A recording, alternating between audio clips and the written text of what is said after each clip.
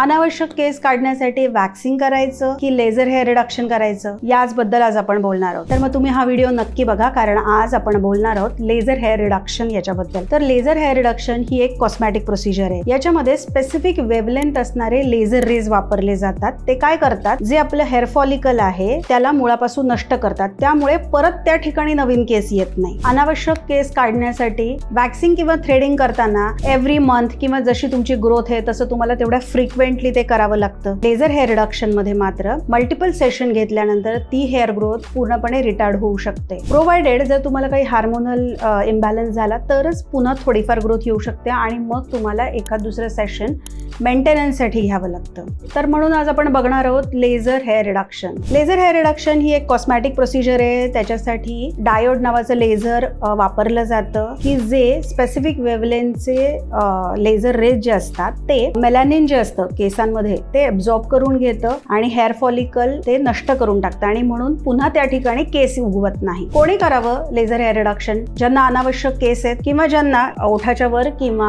हनुवटीच्या खाली excessive growth झाली आहे, ज्याला आपण हिरसुटिझम असं म्हणतो, ज्याला काहीतरी हार्मोनल इम्बॅलन्स हे कॉज असतं खूपदा, तर त्याच्यासाठीची ट्रीटमेंट आणि तुम्ही at the same time laser hair रिडक्शनचे सेशन्स घेतले तर ते पूर्णपणे जाऊ शकतं. ज्या लोकांना केस कोर्स आहेत म्हणजे दाट आहेत जास्त किंवा खूप फ्रिक्वेंटली वॅक्सिंग करायला लागतं, अशा लोकांनी सुद्धा लेझर हेअर रिडक्शन करायला हवं. किती सेशन्स घ्यावे लागतात हेअर रिडक्शन 80 to 90% मिळवण्यासाठी? साधारण 6 ते 8 सेशन, पण तरी सुद्धा ते डिपेंड करतं. कोणी करू नये लेझर हेअर रिडक्शन? प्रेग्नन्सी असेल, लॅक्टेशन असेल, तुम्हाला काही ऍक्टिव्ह इन्फेक्शन असेल आणि जर व्हाईट हेअर्स असतील तर त्याच्यावर डायोडनी LHRचा फारसा काही उपयोग होत नाही. कोणकोणत्या एरियावर करू शकतो आपण? चेहरा, under arms, full hands, full legs, whole body सुद्धा लेझर हेअर रिडक्शन करता येतं. लेझर हेअर रिडक्शन हे सेफ आहे, त्याचबरोबर वेळेची बचत करतं, पैशाची सुद्धा बचत करतं जर ओव्हरऑल खर्च काढला वॅक्सिंग थ्रेडिंगचा. तर जर तुम्हाला लेझर हेअर रिडक्शन करायचं असेल तर तुम्ही ते करण्यापूर्वी साधारण एक महिनाभर कुठलेही एपिलेटरी मेथड्स, वॅक्सिंग, थ्रेडिंग, प्लकिंग वगैरे वगैरे काही करू नका. कारण तुम्ही जेव्हा हेअर रिडक्शनचं सेशन घेता त्यावेळेला त्या ठिकाणचे जे केस आहेत ते रेझरने आधी काढले जातात. ड्युरिंग द ट्रीटमेंट काय होतं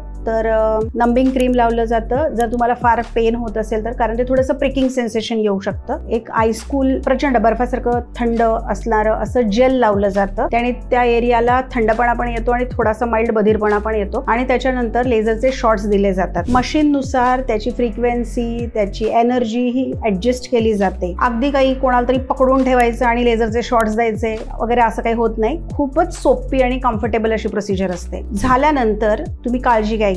एकतर साधारण इमिजिएटली लगेच 2-3 दिवस तुम्ही फार उन्हात जाऊ नका. योग्य ते सनस्क्रीन जे तुम्हाला सजेस्ट केलेलं असेल ते वापरा, मॉइश्चरायझर वापरा आणि इतरही कुठल्या ज्या काही प्रोसिजर्स आहेत केमिकल पील सारख्या किंवा इमिजिएटली लगेच थोडेफार केस दिसले तर लगेच त्याला वॅक्सिंग थ्रेडिंग करा, असं काही करू नका. नेक्स्ट सेशन तुम्ही साधारण 4 ते 6 आठवड्यानंतर घेऊ शकता. लेझर हेअर रिडक्शन ही एकदम सेफ, कम्फर्टेबल प्रोसिजर आहे. अंडर एक्सपर्ट सुपरविजन केलं तर जास्त बेटर रिझल्ट्स येऊ शकतात. तुम्हालाही अनावश्यक केस नकोसे वाटतायत का? तर तुम्ही खाली दिलेल्या नंबरवर संपर्क करून अपॉइंटमेंट बुक करा.